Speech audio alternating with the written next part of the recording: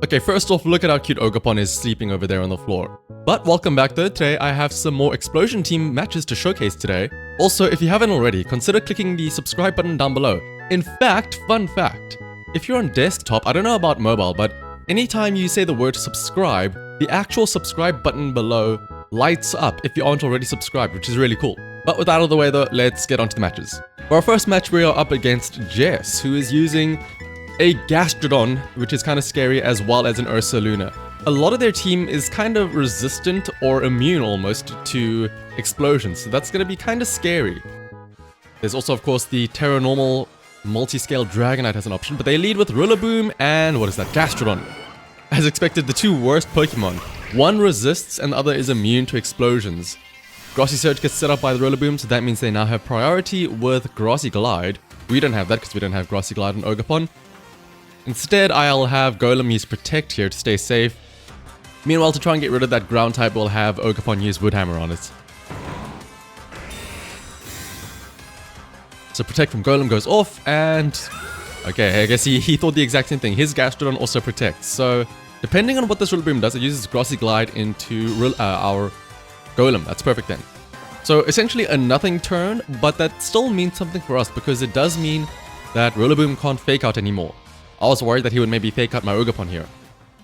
But expecting a Woodhammer or something coming into the Golem again, I'll Endure. This is before I realized that Endure and Protect both share the same sort of mechanic.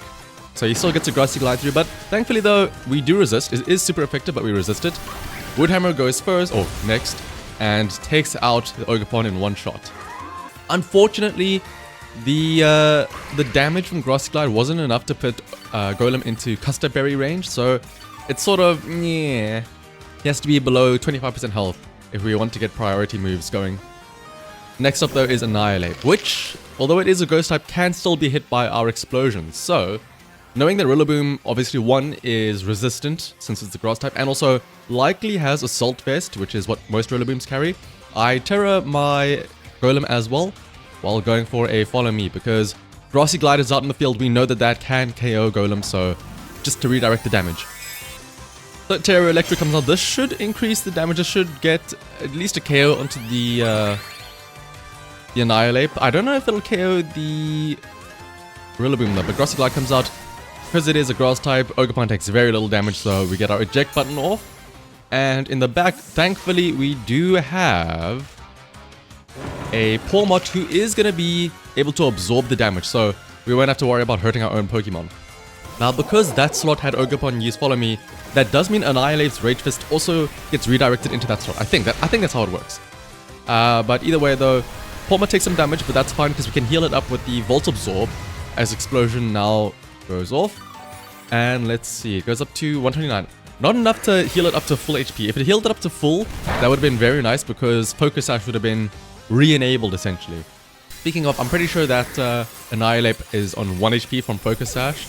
Meanwhile, as expected, Rillaboom does survive. Now that I think about it, I don't know why I mentioned Assault Vest. Assault Vest is for special attack. But being a grass type, being bulky, it does survive the explosion. And now with the grassy terrain, everybody gets healed up. So next up, we can have Basculegion come in. Basculegion, of course, has Aqua Jet. And we have Fake Out with Pawmot. So we have two priority moves here.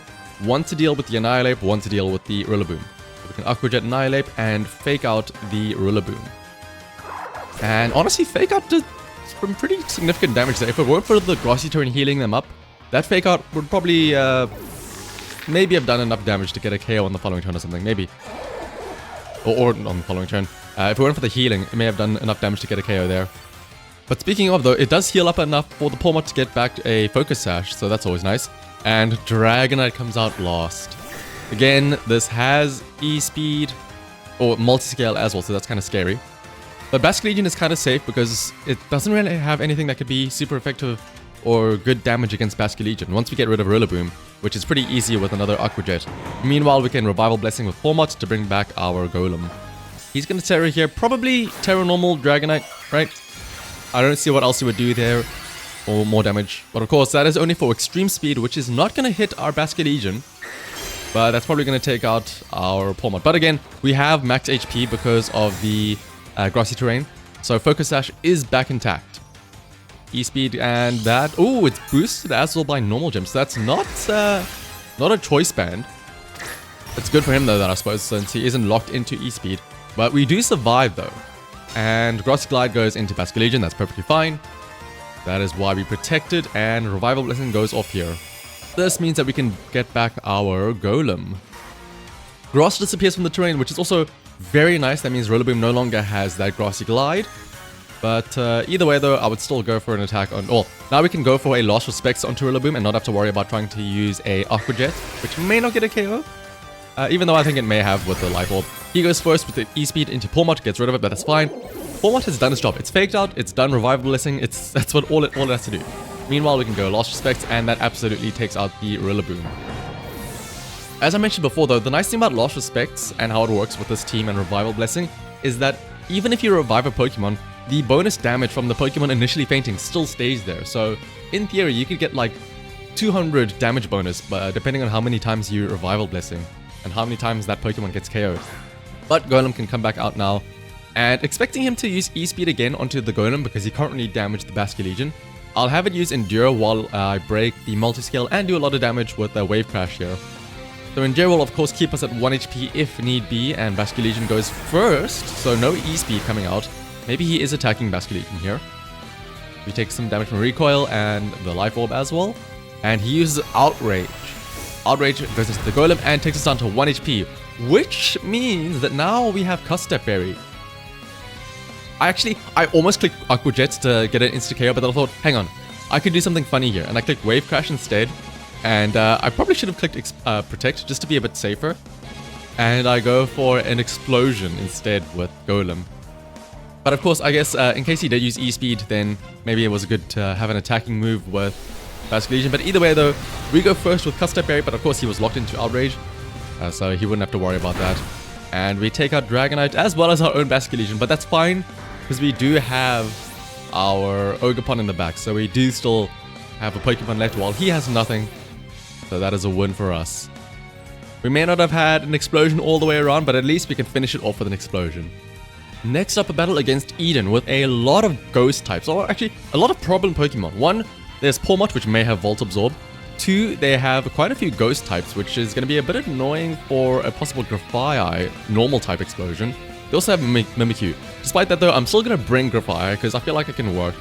That, and also I wanted to get recordings of using Grafaiai. At the time I hadn't gotten one yet, so I was sort of locked into bringing Grafaiai as well. We'll also have Rabsca and Ogerpon in the back as well.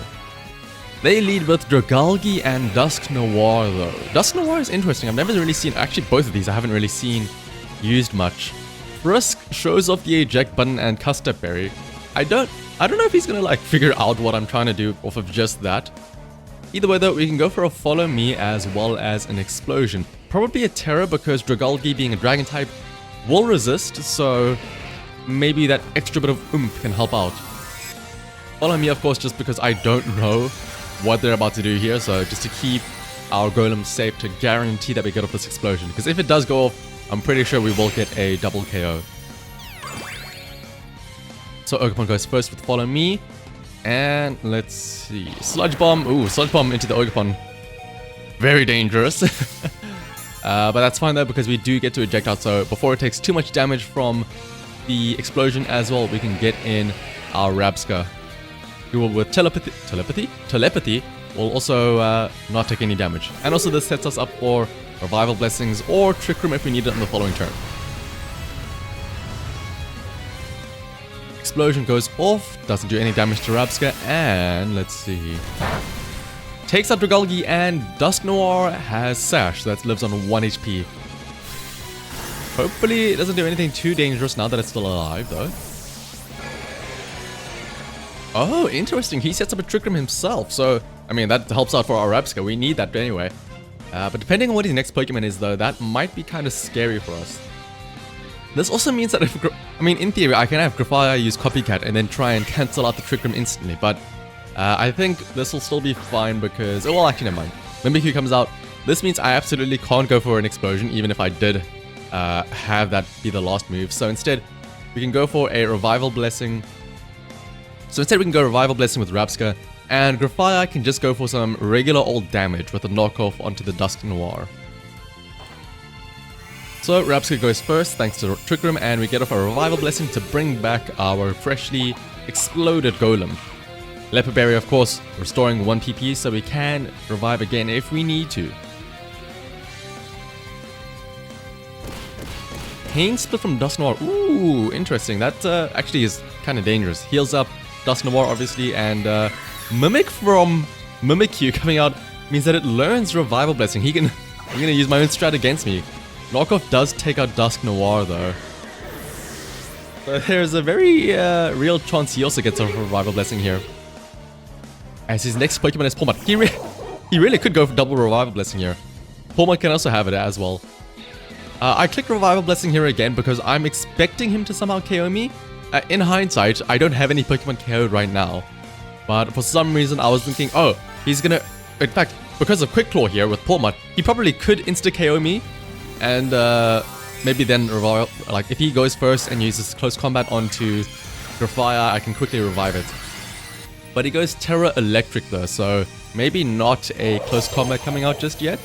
Instead, he goes for a Double Shock into the Rabsca, which does survive. So that means Revival Blessing is not gonna have any effect here, actually. It would have been crazy if I predicted a Quick Claw Close Combat into Grafaiai into instantly reviving it. That would have been very funny. But next up, Revival Blessing comes out from Mimikyu, bringing back the Dust Noir. Knockoff does decent damage onto the Pawmot, about 75%.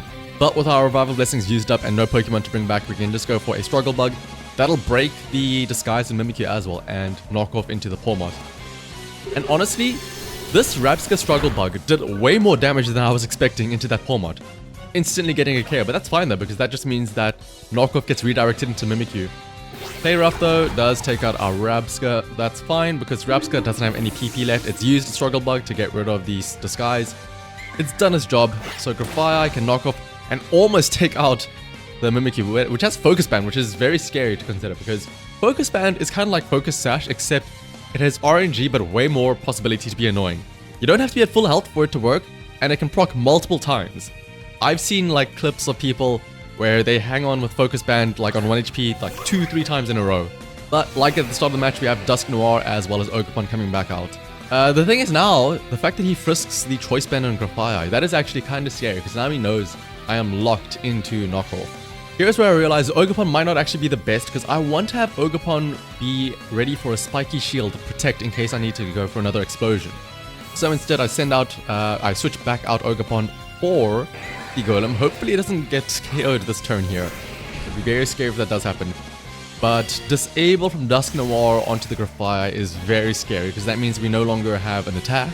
We only have Struggle. Drain Punch goes into Golem though, but we do survive thankfully. Even though it is super effective. So that is a bulky Golem.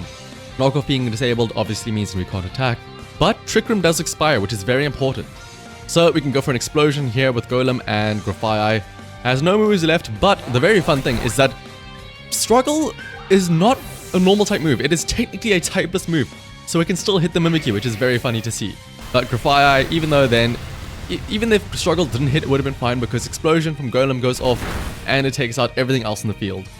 And it would have dealt with that Mimikyu as well had it still been alive.